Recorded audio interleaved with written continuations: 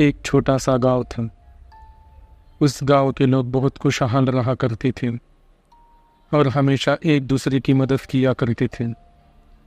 एक दूसरे के लिए उस गांव वालों में हमेशा मदद की भावना थी। उसी गांव के करीब एक कब्रिस्तान था। वो कब्रिस्तान इस गांव में बहुत मशहूर था, क्योंकि उस कब्रिस्तान की ये कहानी थी कि वहाँ पे रात के समय जो भी वहाँ से गुज़रता है वो दिन में कभी नहीं दिखाई देता। और ये कहानी उस गांव में और आसपास के इलाके में बहुत मशहूर हो चुकी थी। इसीलिए उस कब्रिस्तान के आसपास करीब 8 बजे कोई भी नहीं गुज़रता था। उसी गांव में एक कल्पेश नाम का लड़का रहा करता था, जो बहुत ही निडर था और वो कोई भी काम बिना डरे किया करता था। उसके दिल में कोई भी चीज़ के लिए डर नहीं था। वो बचपन से ही बहुत हिम्मत वाला था और कल्पेश भूत, प्रेत, आत्मा इन सब चीज़ों पे ज़रा सा भी विश्वास नहीं किया करता था। उसे ये सब चीज़ें मनगढ़ंत कहानी लगती थीं। कल्पेश पिछले कुछ सालों से शहर में पढ़ाई कर रहा था और छुट्टियों में अपने गांव आया हुआ था। जब वो गांव का ये नज़ारा देखता था कि गांव के करीब कब्रिस्तान में 7 बजे कोई भी नहीं आता जाता था, तो उसे ये सब चीज़ बहुत ही ख़राब लगती थी और वो गांव के लोगों को बताया करता था कि ये सब चीज़ें मनगढ़ंत होती हैं, ये बनाई हुई कहानियाँ हैं, इस पर विश्वास ना करें। लेकिन गांव वाले लोग कल्पेश को समझाया करते थे कि ये सब कहानियाँ असली हैं और ये सब हो चुकी हैं। लेकिन कल्पेश इन कहानी पर ज़रा सा भी विश्वास नहीं किया करता था और वो उनके घर वालों को भी समझाया करता था कि ये सब चीज़ें गलत हैं, इन पर विश्वास ना करें। लेकिन उसके घर के लोग उसे समझाते थे कि इन कहानी पे यकीन किया करो, ये सब असली कहानियाँ हैं। लेकिन कल्पेश भूत, प्रेत, आत्माओं पर विश्वास न होने के कारण उसे ये सब कहानी मनगढ़ंत लगती थी। ये कल्पेश इन सब कहानियों से तंग आ चुका था और उसने ठान ली थी कि वो एक दिन कब्रिस्तान जाएगा और वहाँ पर जो बनी हुई कहानियाँ हैं उसे गलत साबित करूँगा। कल्पेश के 2 दोस्त थे जो उसके गांव से ही बहुत जिगरी थे। उन दोस्तों को उसने अपनी ये बात कही कि वो कब्रिस्तान जाना चाहता है और वहाँ पे बनी हुई कहानियों को गलत साबित करना चाहता है। उन दोनों दोस्तों ने कल्पेश को मना किया कि ऐसा ना कर, इस पर तेरे जान को खतरा है। लेकिन कल्पेश निडर होने के कारण उसने अपने दोनों दोस्तों को मना कर दिया और उन्हें बता दिया कि वो कल ही कब्रिस्तान के लिए जाएगा। कल्पेश ने अपने दोस्तों से कहा कि ये बात किसी को भी ना कही कि मैं कब्रिस्तान जाना चाहता हूँ, वरना लोग डर जाएंगे। मैं कल ही कब्रिस्तान के लिए निकल जाऊँगा और घर पर कह कर जाऊँगा कि मैं पार्टी के लिए जा रहा हूँ और दिन में आके सबको साबित कर दूँगा कि वो सब झूठी कहानियाँ थी। इन दोनों दोस्तों ने कल्पेश को बहुत समझाया, लेकिन कल्पेश नहीं माना। थक हार कर उन दोनों दोस्तों ने उसे हामी भर दी और फिर वो तीनों अलग अलग हो गए। जब दूसरा दिन आया तो कल्पेश का पूरा दिन निकल चुका था और फिर जब रात का समय आया करीब 9 बजे कल्पेश ने अपने घर पर कहा कि मैं पार्टी के लिए अपने दोस्तों के साथ जा रहा हूँ, रात भर नहीं आऊँगा, मैं कल ही घर पर वापस आऊँगा। घर पर लगा कि पार्टी के लिए जाना है, इसलिए उन्होंने हाँ कर दी और कल्पेश घर से निकल पड़ा कब्रिस्तान जाने के लिए। कब्रिस्तान जाने से पहले कल्पेश ने सारा सामान पैक कर लिया था। उसने खाने पीने के सारा सामान ले लिया था और वीडियो शूट करने के लिए कल्पेश ने अपने साथ कैमरा भी ले लिया था। ये सब सामान लेने के बाद कल्पेश कब्रिस्तान के करीब पहुंचा।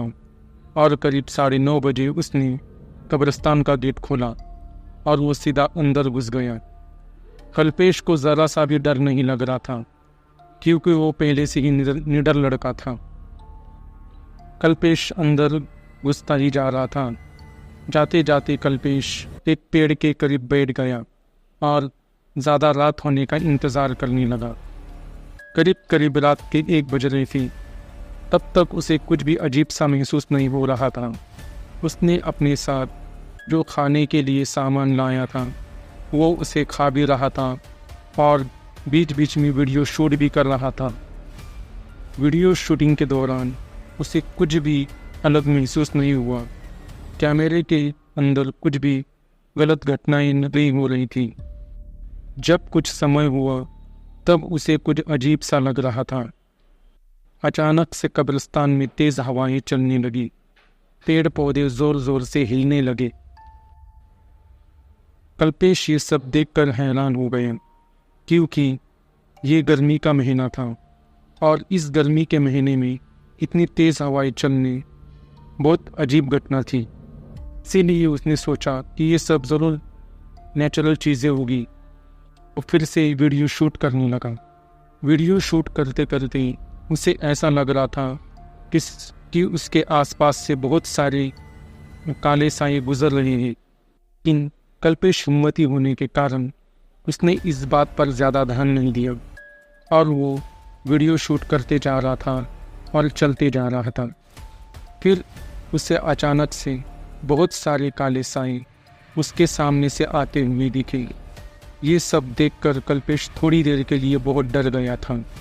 फिर अपने कैमरे के अंदर देखा और जब उसने देखा तो कैमरे के अंदर कुछ भी रिकॉर्ड नहीं हुआ था।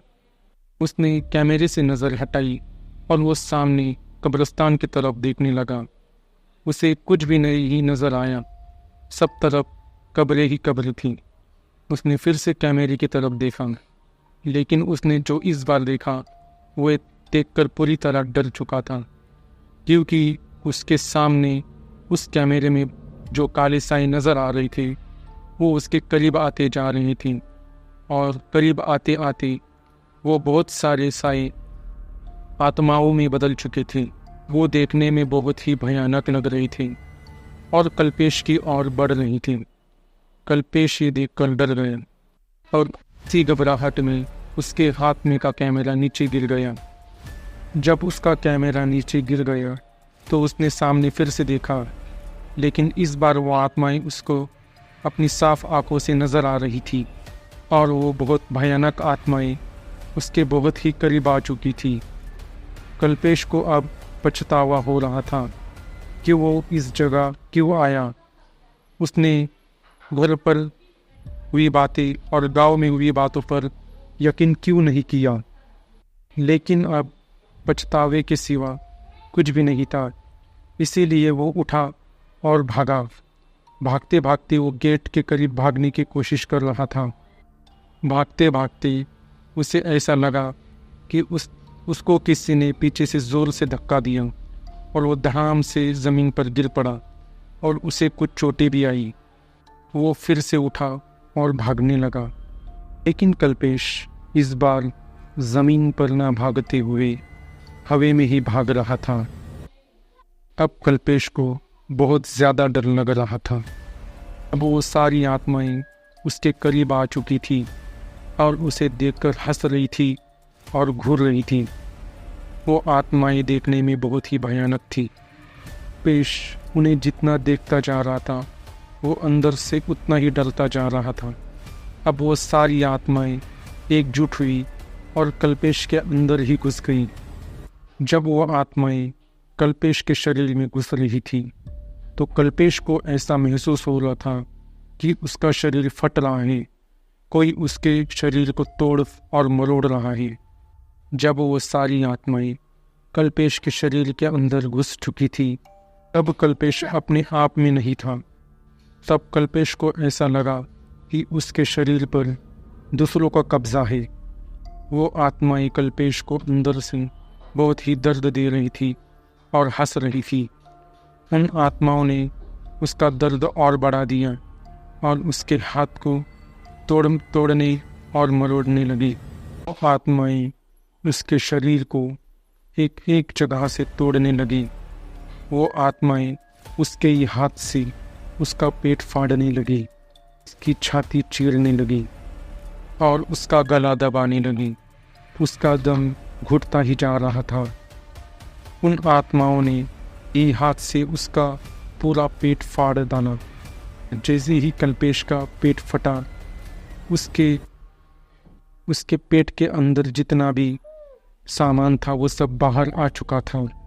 जैसे ही कल्पेश का पेट फटा, कल्पेश अपनी जान गंवा चुका था। अब इस वो अब इस दुनिया में नहीं था। कल्पेश के मरते ही उन आत्माओं ने उसका शरीर छोड़ दिया और वो वहाँ से निकल चुके थे। जब दिन का सवेरा हुआ और शाम तक भी कल्पेश घर नहीं आया, तो घर वालों ने उसके दोस्तों से पूछताछ की और उनसे कहा कि कल्पेश कहाँ है। तो उनके दोनों दोस्तों ने उन्हें सब सच सच बता दिया कि कल्पेश कब्रिस्तान में गया हुआ है। ये सब सुनकर घर वाले सब डर चुके थे और उन्होंने कब्रिस्तान जाने की सोची। जब वो कब्रिस्तान गए तो उन्हें कल्पेश कहीं भी नहीं मिला। उन लोगों ने पूरे कब्रिस्तान में देखा, लेकिन दूर दूर तक उन्हें कल्पेश कहीं भी नहीं मिला। गांव वालों ने भी सब तरफ ढूंढा, लेकिन कल्पेश उन्हें भी नहीं मिला। अब कल्पेश को गायब हुए कई महीने बीत चुके हैं, लेकिन अब भी उन्हें कल्पेश कहीं नहीं मिला। और इस घटना के बाद गांव वाले और आसपास के इलाके वाले 6 बजे ही अपने घर वापस लौट जाते हैं और उस कब्रिस्तान की तरफ मुड़कर भी नहीं देखते। और कल्पेश कहाँ गया, ये अब भी राज ही है और राज ही रहेगा। आपको ये वीडियो पसंद आई है तो वीडियो को लाइक और चैनल को सब्सक्राइब ज़रूर कर और बेल नोटिफिकेशंस ऑल पे सेट कर दे, ताकि हमारी आने वाली वीडियो की नोटिफिकेशंस आपको मिलती रहे।